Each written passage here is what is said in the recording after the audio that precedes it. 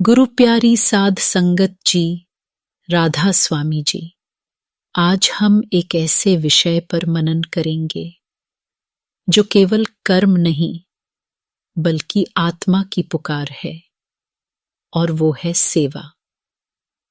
क्या आपने कभी बिना किसी उम्मीद के किसी की मदद की है? अगर की है तो आपने सेवा को जिया है। सेवा कोई रस्म नहीं है, यह एक एहसास है, एक प्रेम है जो बिना शर्त के बहता है।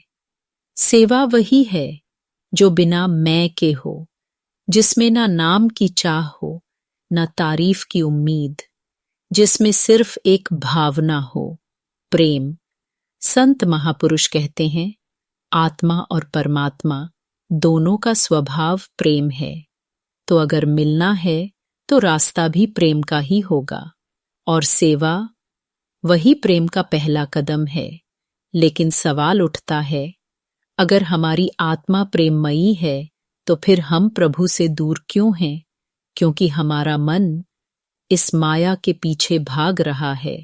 इच्छाएं, लालच, दिखावा, ये सब मन को प्रभु से दूर ले जाते हैं।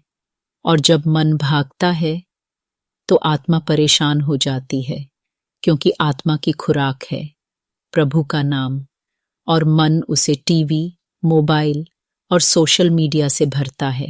यहीं पर गुरु आते हैं, जैसे अंधेरे कमरे में दीपक।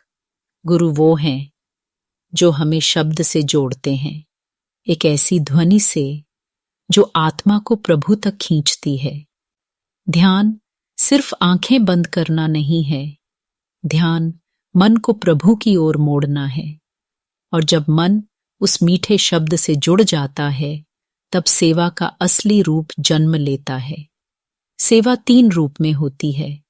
तन की सेवा, जैसे लंगर बनाना, सफाई करना, इससे विनम्रता आती है।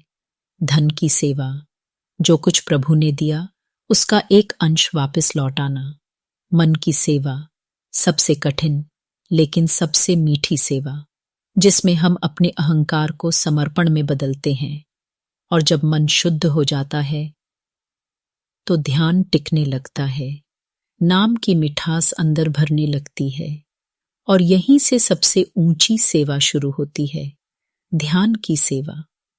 जहां आत्मा उड़ान भरती है, जहां प्रेम और भजन एक हो जाते हैं, तो सेवा क्यों करें? क्या दिखाने के लिए? नहीं, सेवा करें खुद को प्रभु के करीब लाने के लिए। सेवा करें ताकि मन निर्मल हो सके। सेवा करें ताकि नाम टिक सके। गुरु की सेवा सबसे मधुर सेवा है। यह सेवा दिखावे की नहीं, भीतर की होती है। उनकी आज्ञा का पालन, उनका नाम का नाम के छपना, यही असली सेवा है। सेवा से मन शांत होता है, ध्यान से आत्मा उड़ती है, और प्रेम से आत्मा प्रभु में समा जाती है। यही जीवन की असली यात्रा है, सेवा, ध्यान और प्रेम। आइए हम सभी इस सेवा के रास्ते को अपनाएं और अपने जीवन को एक सुंदर साधना बनाएं। धन्यवाद। राधा स्वामी।